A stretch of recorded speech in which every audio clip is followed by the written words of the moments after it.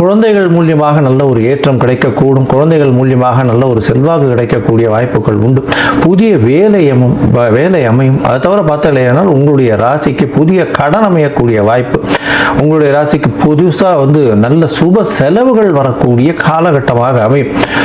இந்த காலகட்டத்தில் பார்த்தோம்னா எல்லா விதமான முயற்சிகளும் வெற்றி பெறும்னு சொன்னோம். இருந்தாலும் சில நாட்கள் இந்த முயற்சிகளை தள்ளி வைக்கிறது நல்லது அப்படின்னு சொல்கிறோம். அந்த சில நாட்கள்ன்றது 24/12 26/12/2025 வரலும் உண்டான நாட்கள் சந்திராஷ்டம நாட்கள். சந்திரன் 8ஆம் இடத்துல மறையும் பொழுது, ஏன்னா அவரே ராசியின் அதிபதின்றதால மறையும் பொழுது புதிய முயற்சி வேண்டாம், வெளியூர் வெளிவான பிரயாணம் வேண்டாம்னு சொல்கிறோம். அதை தவிர பார்த்தாலே ஏன்னால் சனி 8ஆம் இடத்துல இருக்கிறதுனால ரொம்பவுமே ஜாகிரதையாக இருக்கிறது நல்லது. உங்களுடைய என்ன சொல்கிறது, அதிகாரத்தில் உங்களுக்கு மேலே இருக்கக்கூடிய அதிகாரிகளோட ரொம்பவும் பொலைட்டாக இருக்கிறது ரொம்பவும் நல்லது. பிரச்சனைகள் பண்ணிக்க வேண்டாம், யாருக்கும் ஜாமீன் கையெழுத்து போடாதீங்க, உடல் நலத்தில் ஜாகிரதையாக இருங்கோ.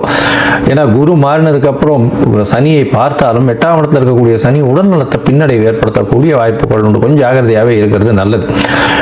இந்த காலகட்டத்தில் பார்த்தீங்கன்னா படிக்கக்கூடிய மாணவர்களுக்கு நல்ல ஒரு ஏற்றம் இருக்கும். அதாவது படிக்கக்கூடிய மாணவர்கள் காம்படிட்டிவ் எக்ஸாம்ஸ் எழுதுறவங்க அவங்களுக்கெல்லாம் ஒரு நல்ல ஒரு வெற்றி வாய்ப்பு கிடைக்கக்கூடிய வாய்ப்புகள் நிச்சயமாக உண்டு.